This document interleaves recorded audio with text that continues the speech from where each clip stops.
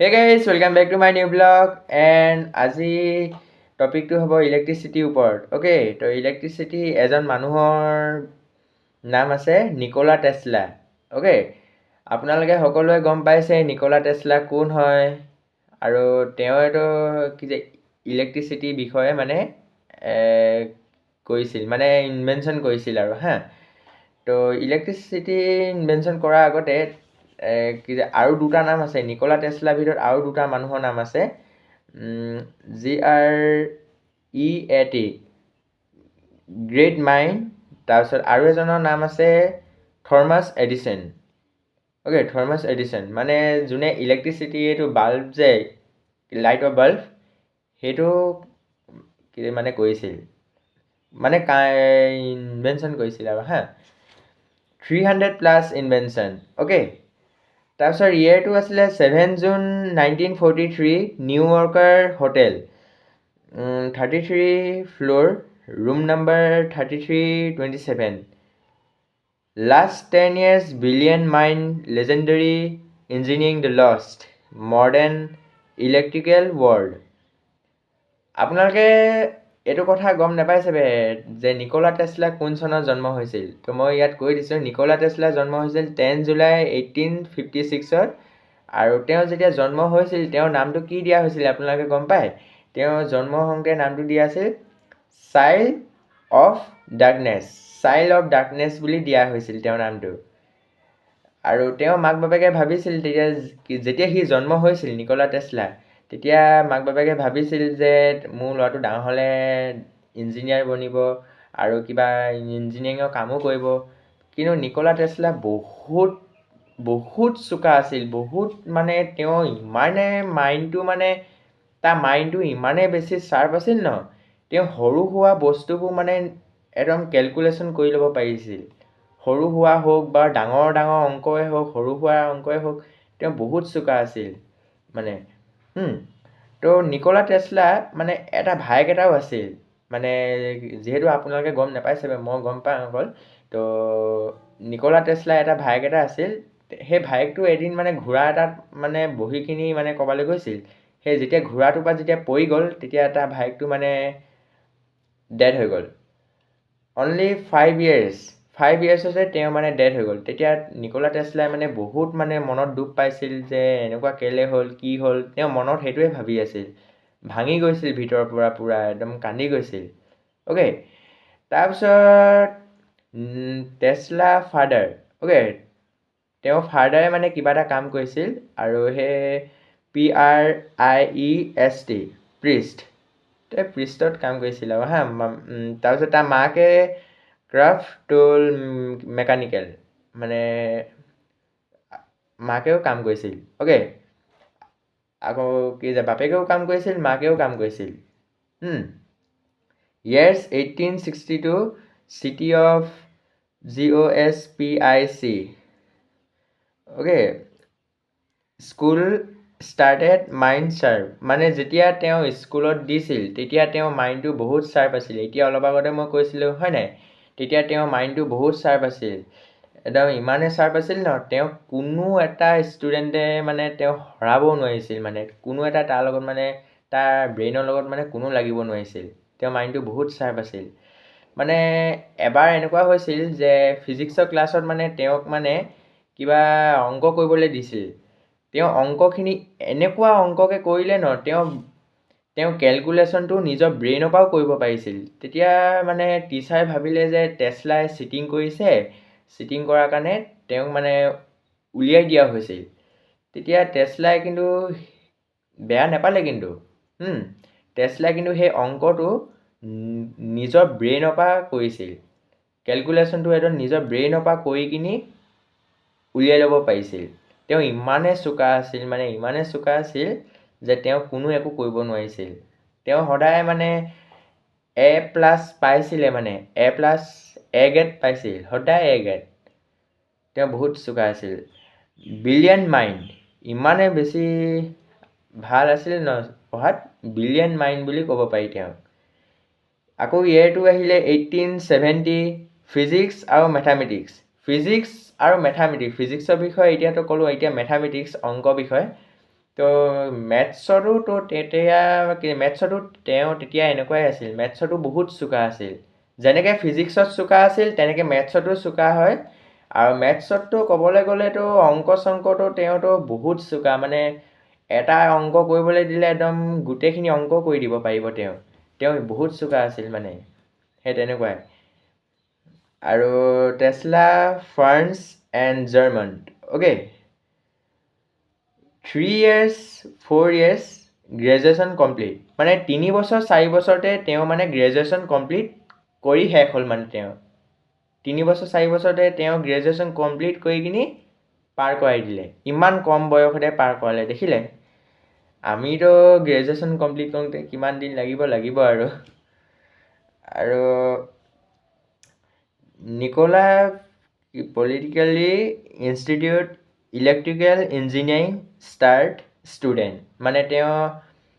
কি যে politically institute electrical ইঞ্জিনিয়াৰিঙত তেওঁ এটা ষ্টুডেণ্ট আছিল, অ'কে।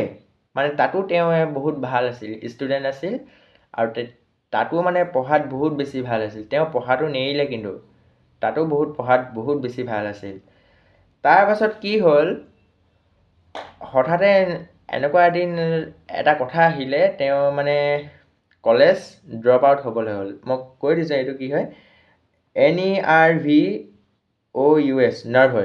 নাৰ্ভাছ হ'ল। মানে নাৰ্ভাছ কি কাৰণে হ'ল তো মইতো সেইটো গম নাপাওঁ, কিন্তু নাৰ্ভাছ হ'ল, নাৰ্ভাছ ব্ৰেকডাউন, নাৰ্ভাছো হ'ল ব্ৰেকডাউনো হ'ল তেওঁ। তাৰপিছত কলেজ ড্ৰপ আউট কৰি দিলে নিকোলা টেছলাই, অ'কে। তো ইয়াত লিখা আছে কাৰণে মই কৈছোঁ, মই নোচোৱাকৈ ক'ব নোৱাৰোঁ, চাই কৈ দিছোঁ, হ'ব।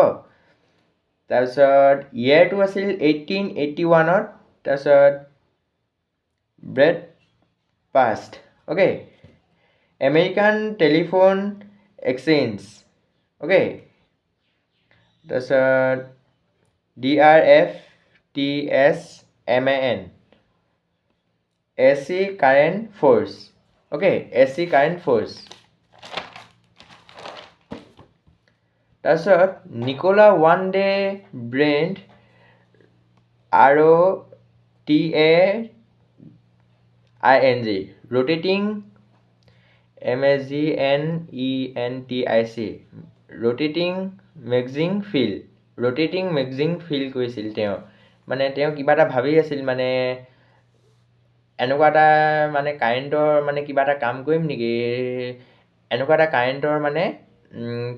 কাম কৰিবলৈ মানে তেওঁ ভাবি আছিল মানে। তাৰপিছত ইয়েৰটো আছিল 1882, CONTENENTAL, EDISON, Edison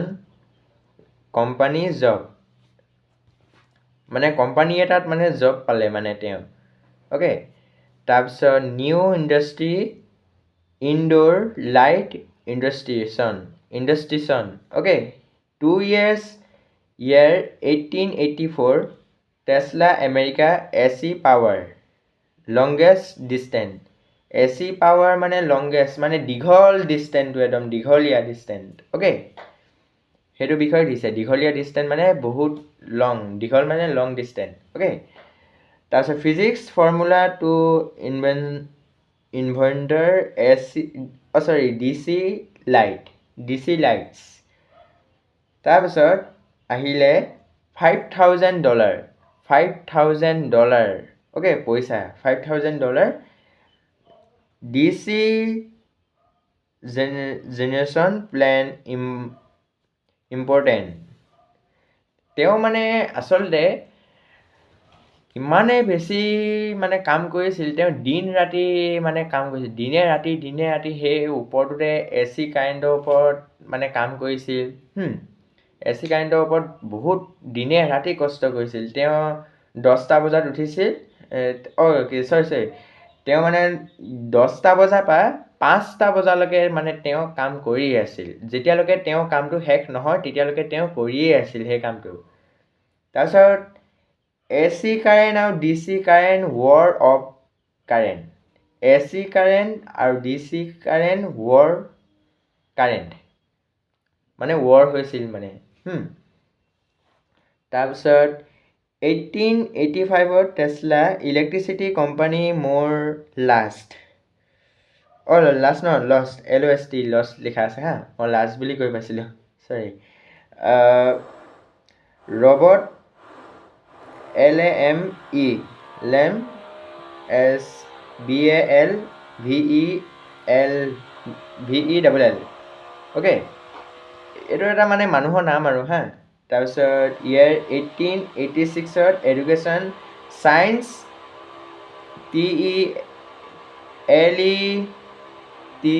TELETIONS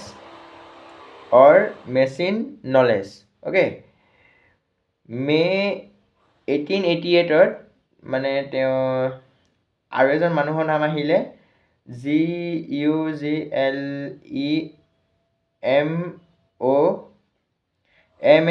GUGLEMOMARCOMI okay radio' message Tesla machine device টেসলাই মানে এনেকুৱা এটা ডিভাইচ বনাইছিলে আৱাজটো আহিছে কাৰণে আপোনালোকে বেয়া চেয়া নাপাব হা সেইফালে মানে কি যে কাম চলি আছে মানে সিহঁতৰ ঘৰত অ'কে তো টেসলাই মানে এনেকুৱা এটা ডিভাইচ বনাইছিলে সেইটো ডিভাইচ মানে সৰু হোৱা ডিভাইচ মানে সৰু ইমানটো ডিভাইচটো হা ইমানটো ডিভাইচ এটা তেওঁ সেই ডিভাইচটো যেতিয়া বনাইছিলে তেতিয়া মানে এনেকুৱা এটা মানে ঘটনা হৈছিল যে গোটেই মানে একদম বিল্ডিংটো গোটেই